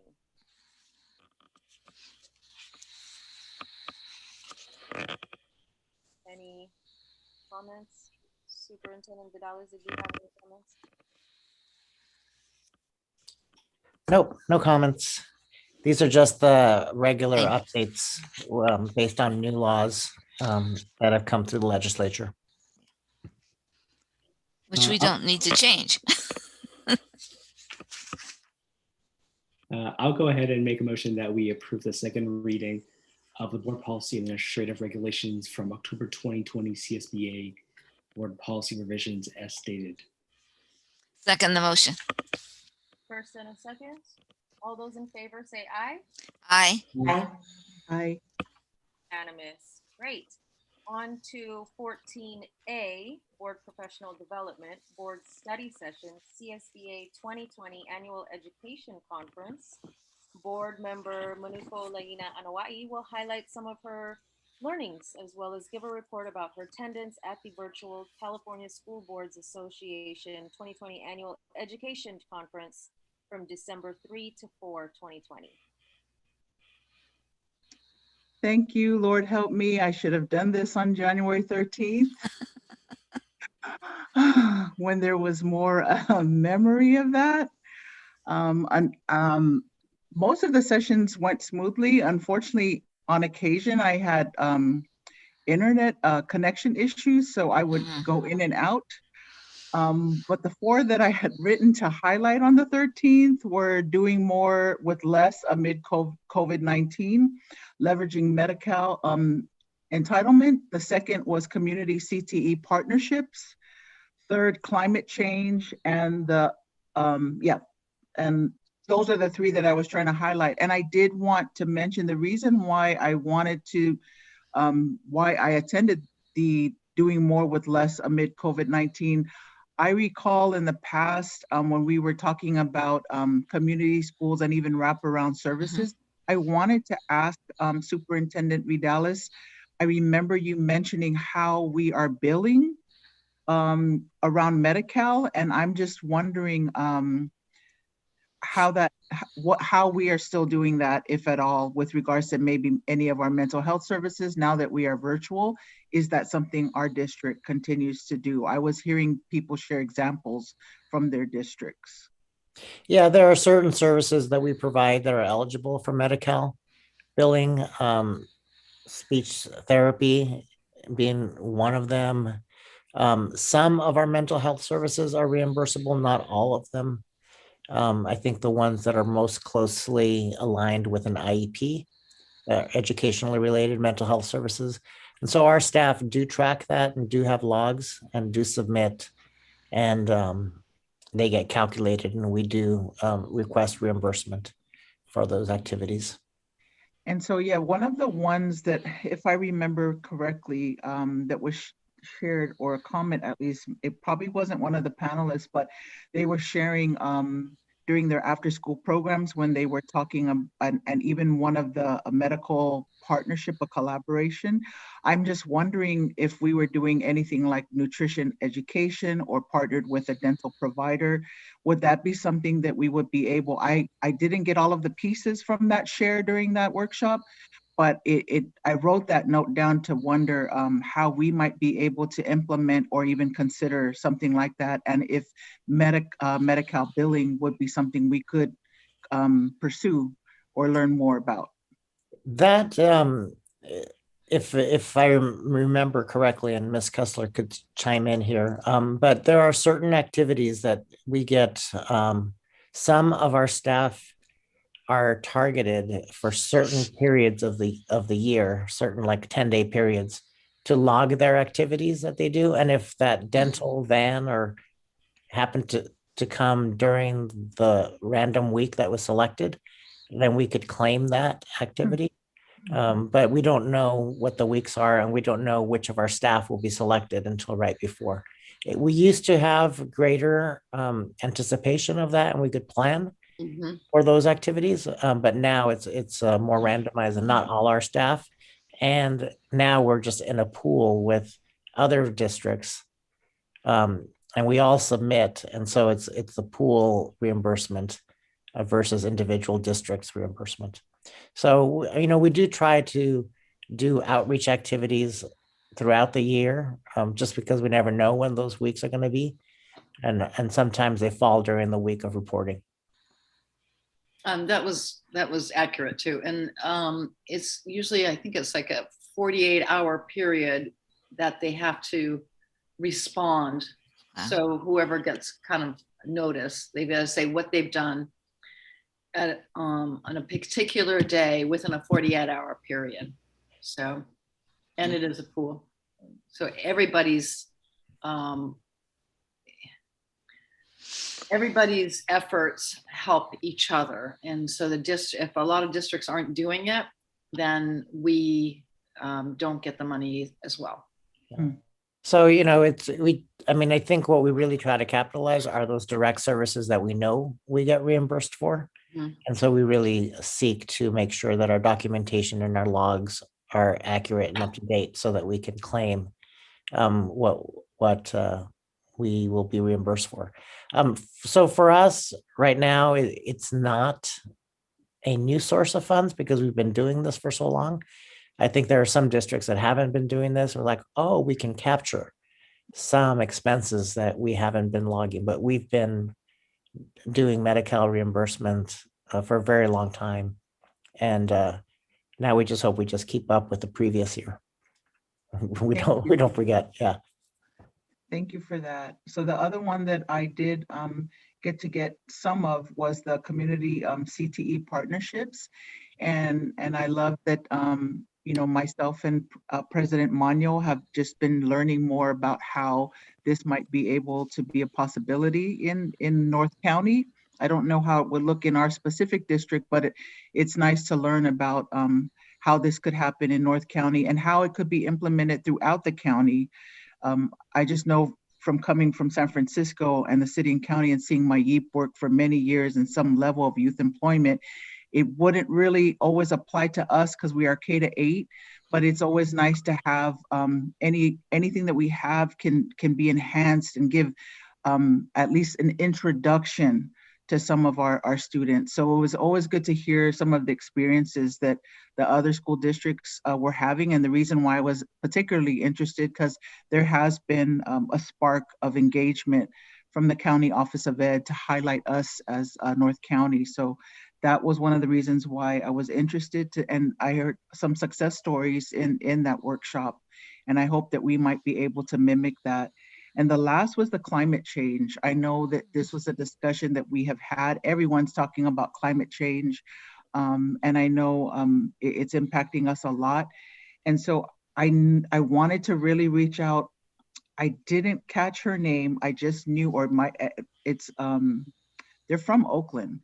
But I was just wondering, since they were on the task force, if, maybe we could at some point learn more of what the task force does and how we might be able to learn and or possibly contribute more to the climate change efforts and align our district to whatever's going on with the task force.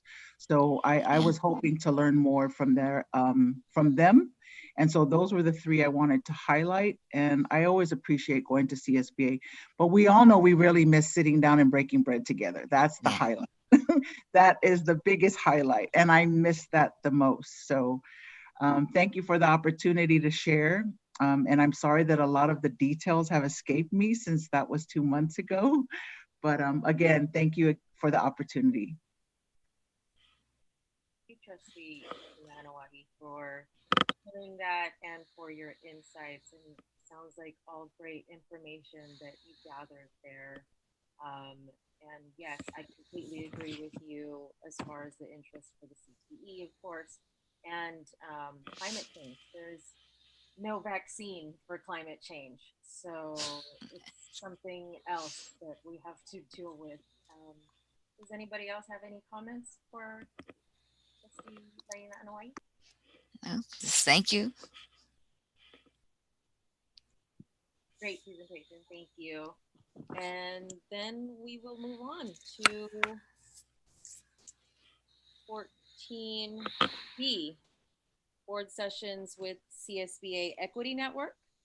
Board members will decide on professional development opportunity on establishing an equity-centered governance team with CSBA Equity Network.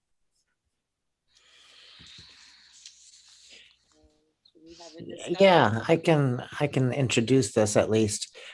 So last year in the 1920 school year, the San Mateo County School Board Association initiated the Equity Network in San Mateo County, and we had a speaker come in and guide us through a number of sessions over the course of the year.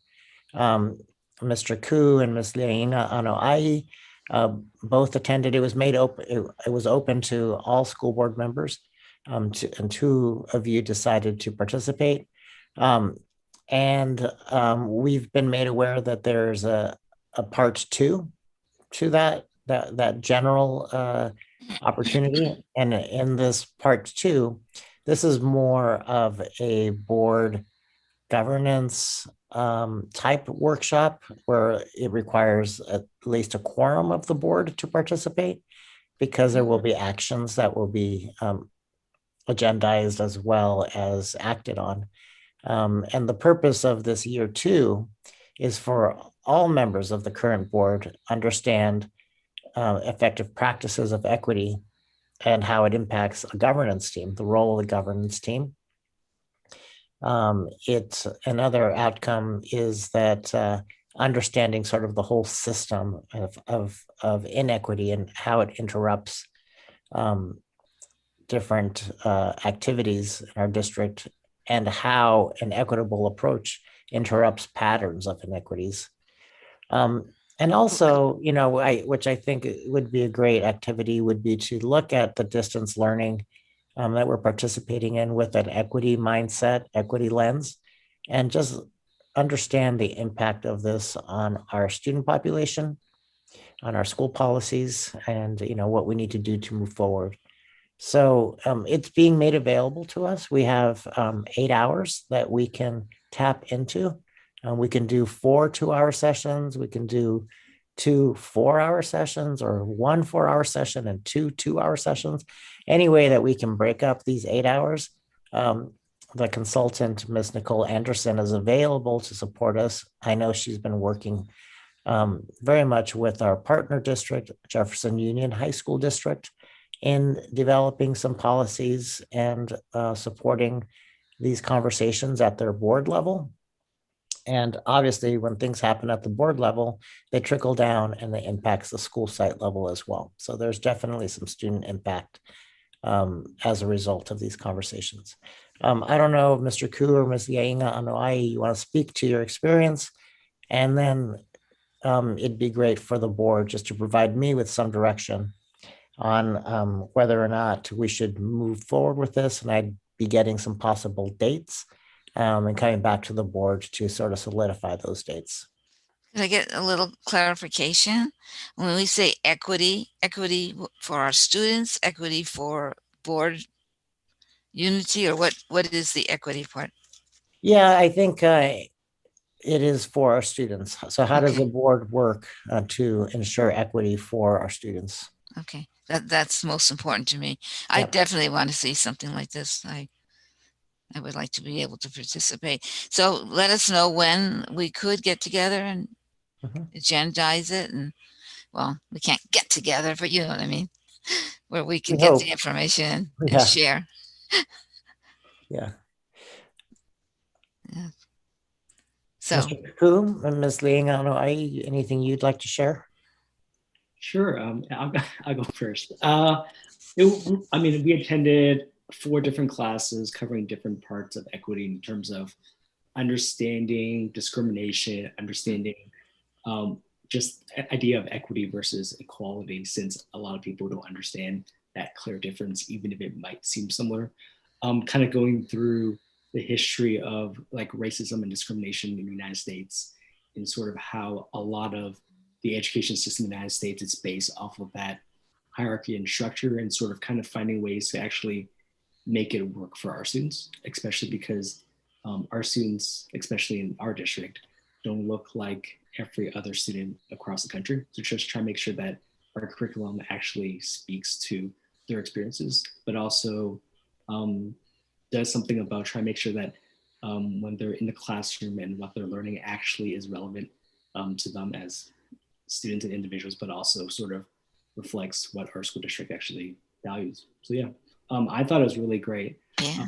I was sad that we couldn't do the last one because COVID hit right at the end of it.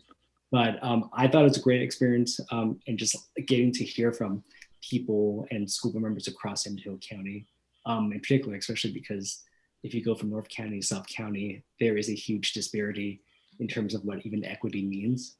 So just kind of hearing that perspective was great and nice to hear, just from different people like you see all the time at like SMCSBA meetings or CSBA, but just sort of actually hear them go in a deeper conversation about what that actually means to them, and hearing like superintendents and associate soups sort of give their perspectives. So I thought that was really, really valuable for me at least. And I thought that I think that'd be good for us to like do a part 2, just kind of sort of go deeper on that and actually create some equity framework or statement for our district, kind of building off of what we learned. Everything he said. Yeah. Everything he said. I will say that I'm really grateful that Dr. Joyner and Superintendent Vidalis were sitting next to me that one time when I was about to lose my mind. And the reason why I share that is really important that we continue to have these conversations, even after making the decision to set these dates. What was not surprising to me, but was disheartening, was to really, really see that we need to do more work around aligning ourselves with our fellow board members across the county. We are fortunate to have such a diverse board, but the reality is that across the county, our boards don't look like us, but they serve students that look like us.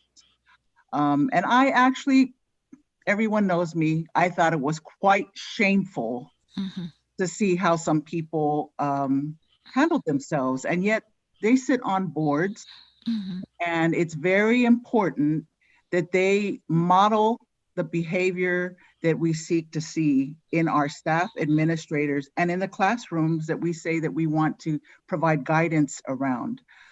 So we can't speak to equity as board members and trustees if we aren't yet performing in that way.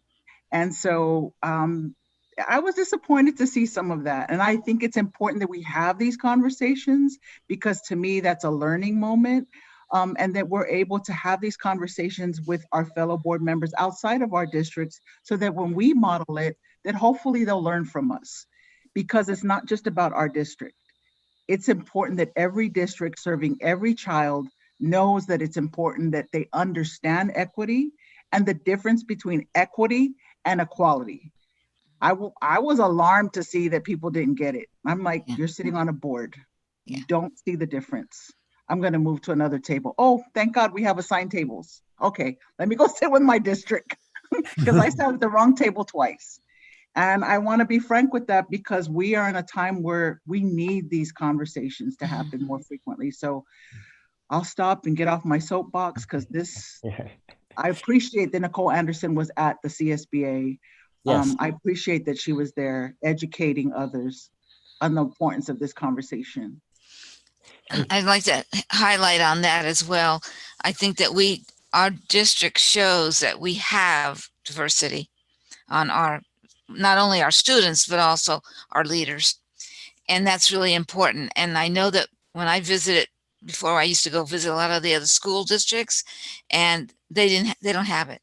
So when they start to get children coming in that are of a different race or a different color or a different nationality, I don't think they engage it as well as we are here.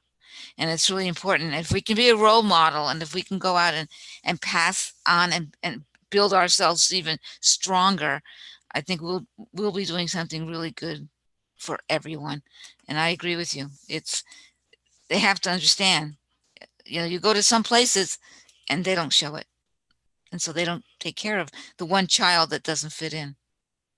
And it's more than one child, but you know what I mean? So thank you for bringing that to our attention. And I hope that we can work and maybe we can model that for another district. So yeah, I think we're already doing it, yeah. But I really want to also add that it's not just how we look, who we are, but diversity of thought. You don't have to be brown, you don't have to be white, but you have to have a level of willingness to embrace the diversity of our experiences, because we also come from the neighborhoods that we come from that are diverse. Yeah. And it's not always ethnically, you know, that we are disconnected, but there has to be a willingness to learn and embrace our diversity. Thank you, Ms. Liainga. So it seems like we want to move forward with this. And so what I would like to hear from the board is these are going to be special board meetings. They won't be part of our regular board meetings. Preferences around 2-hour meetings, 4-hour meetings. What are your thoughts on that? Because 2-hour meetings, yeah. Does that seem like, because then when I reach out to Nicole Anderson, then I can let her know we want to see if she can give, you know, does she have 4 dates or more? Because we're going to have to come back with those dates to you guys to see what works for your calendars as well for some 2-hour meetings. Okay. Right now it will be over Zoom. Who knows? I mean, if we do 4 2-hour meetings, maybe hopefully the last few meetings, conditions will have improved sufficiently, and we could do this in a safe manner. So I've learned a lot about how to gather safely, so I'm pretty sure we can do it safely, but we just have to be at our comfort level. So this is marked for action, so I think the action would be just to direct me to reach out to Nicole Anderson, CSBA, to try to schedule these sessions for us. Okay, so the action that we're voting on is to just prompt you to reach out. Yeah, to agree to do this and for me to pursue some of the logistics. Okay, before I entertain a motion, I'll put in that I'm open to 2 4-hour meetings, definitely to 4 2-hour meetings, but absolutely not 1 8-hour meeting. Well, I would like to also mention something that you just said, and I wouldn't want 8-hour meeting, no, because I think it's too much, but I'm not sure that 2 hours would be quite sufficient. So I kind of think a 4-hour would be good, you know, because I'd like to, if we're going to get together, I would like, you know, whether it's from our home or I'd like to get it really done. Does that make sense? I was thinking that we could do a 3-hour, 2-hour meeting. Yes.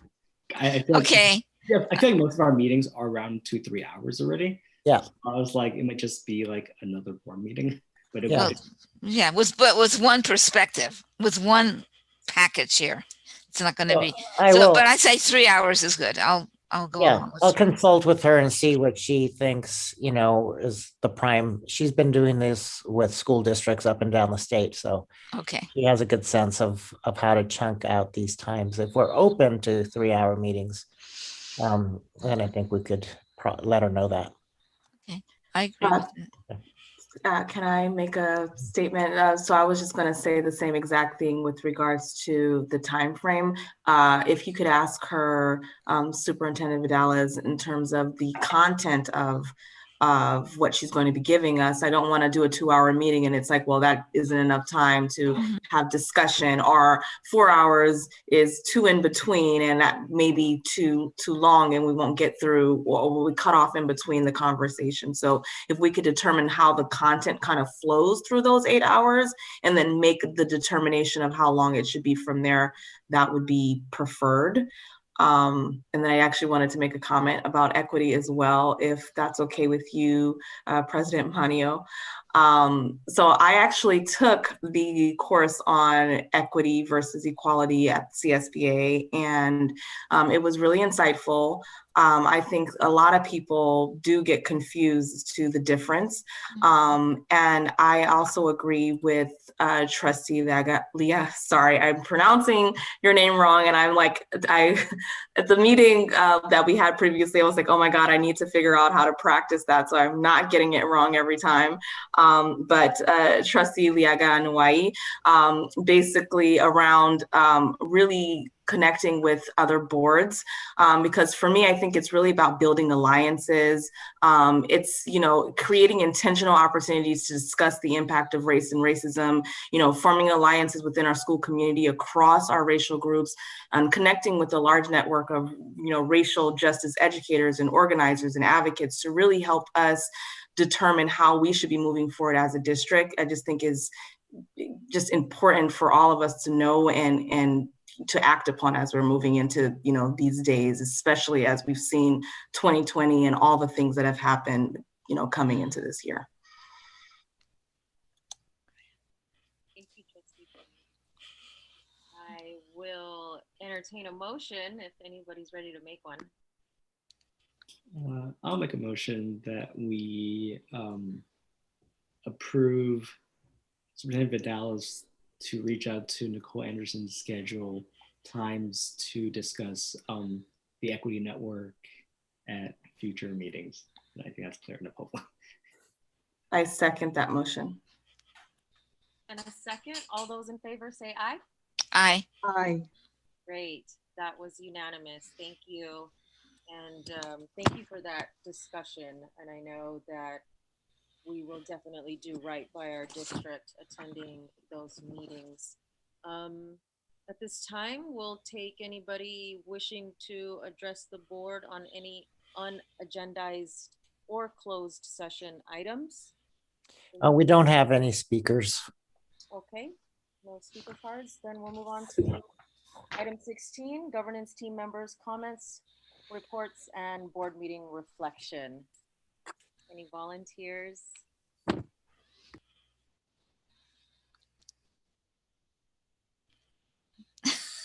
Well, I'm reaching a milestone here coming up, as I will be having served on this school board for 40 years.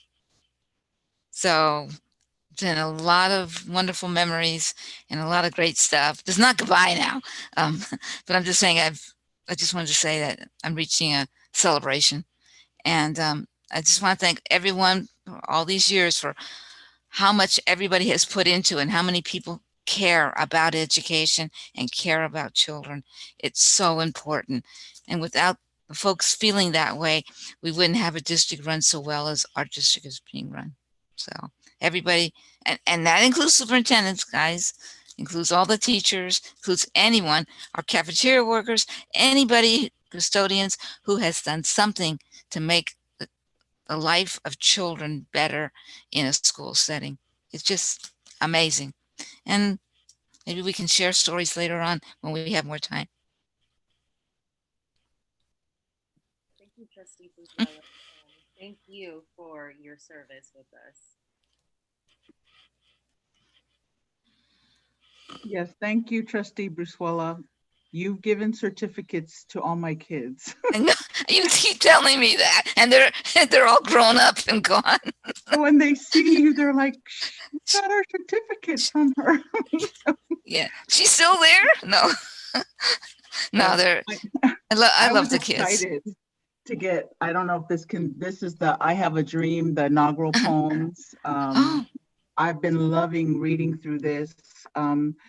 Our poet laureate, Eileen, I keep getting Casinero, had sent a copy, and I've just been reading them aloud in my home. I'm like, I don't know who's listening, but I'm reading it anyway. And so it's been such a blessing to kick off the year and see something, a product, of our youth. Yeah. In such a time. So that was a huge highlight. And as I mentioned earlier, my niece, Von Ryan, who wrote about her op-ed piece about Galentine's. She said it's not about the chocolate. So hopefully this weekend you take the time to message someone who you may not have talked to in a while. Give them a call or just come off of social media, but really just take the time to engage them in FaceTime, and not to worry about the whole pomp and circumstance from a lot of the, the businesses and vendors, but to really reach out to someone this weekend. So I would like to leave everyone with that and encourage everyone to at least reach out to 2 to 3 people this weekend on a personal level. And happy Valentine's Day. But we welcome all chocolate, right? And flowers. I don't know if my kids heard that and my husband, but I'll keep saying it loudly with my poems. If you haven't gotten a copy, get one. It's amazing.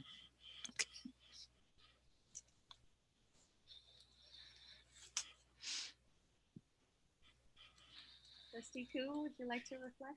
Sure, I'll go next. I also want to extend my congratulations to Ms. Brizuela for 40 years of service for our district. Yeah, I remember when, I think you gave me my diploma as well too, actually. So, Okay, yes. I'm sure I gave a lot of people their diplomas. And that's one of the greatest time is to see our children succeed. It's just well worth it. Yeah. I also wanted to actually give a couple of report updates actually. I think a week and a half ago, I attended a CSBA general membership meeting for school board members across San Mateo and Santa Clara County. And Martin Fatu, who is our CSBA PACER, as well as our CSBA legislative director, gave us an update on legislation taking place in Sacramento. So I want to thank them for that. I think there was some documents that came around, so I might share that with Superintendent Dallas, and I'll let him forward it to everybody else. I also attended my first CSBA nominating committee last week.